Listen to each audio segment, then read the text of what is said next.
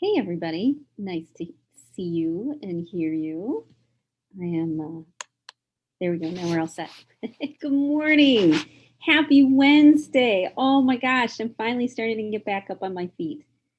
And, we underestimate how powerful healing can be on how we see the world and on our body.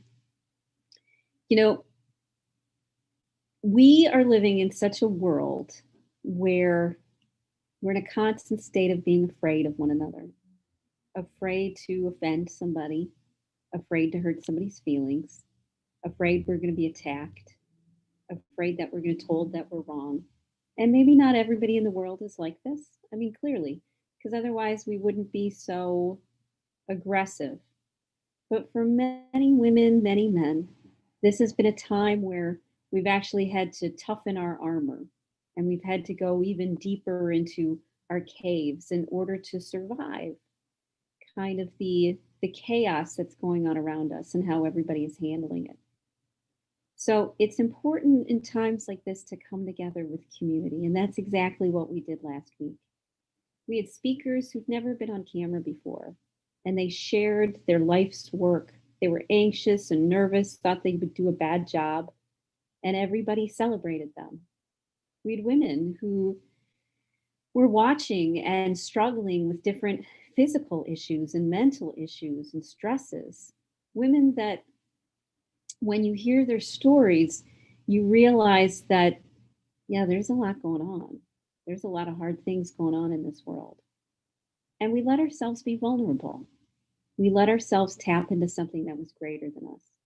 Now, the format was very cool. It wasn't about being judgy or you need to be different or why aren't you watching all these or why aren't you working hard enough. Healing actually is very simple. It's when we come together, open our mind to new ideas, are supported to create a fertile ground for them to land. We work through any of the fears or the issues from the past very easily. We go right to the body and we start to clear out those layers, all the layers that have been waiting around. And it can be scary and it can be painful and it can feel like you were run over by a truck and you can get fevers and you can get chills and you can sweat. Your heart may skip a beat. But that's how we grow. We don't grow when times are good.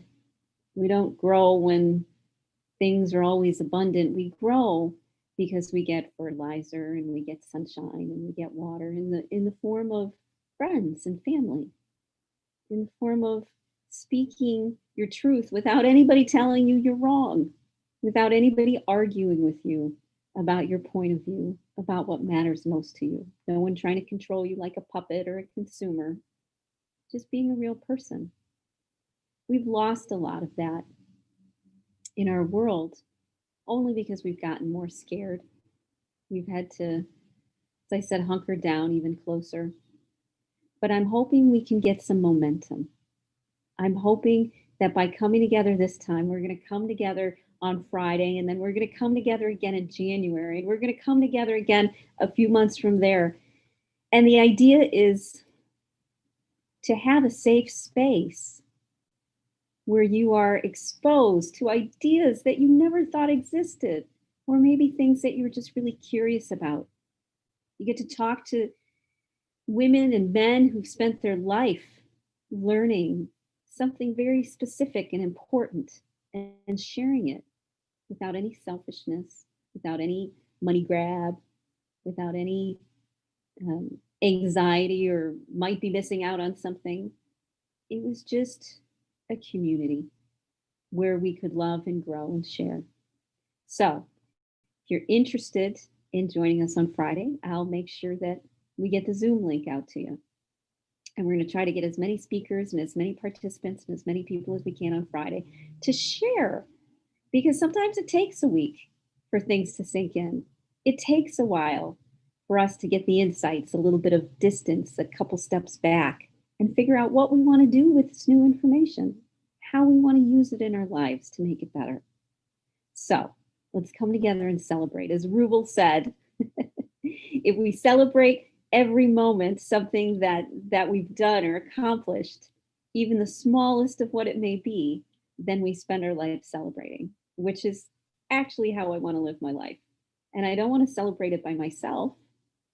I want to celebrate it with all of these other women and men who feel called to share their greatness with others who respect them and care about what they have to say. It was a beautiful, beautiful week filled with fun and insights. And I'm so glad that you were all there with me going through this because it was pretty darn cool. So I'll see you Friday. I'll see you again tomorrow morning. And let's get the momentum started. Let's look forward to starting the new year in January. We're going to do a whole nother challenge, same sort of mindset, where you can work at your own pace, where you can evolve and change and shift at your own pace with all the love and support that you wanted. Okay? So if you had a great experience with the challenge last week or an insight or an understanding, share it below this video, because the idea is not to keep it to ourselves. The idea is to share it with the world and to help all of us find our way out of the dark, lighting lamps for each other as we walk along this path.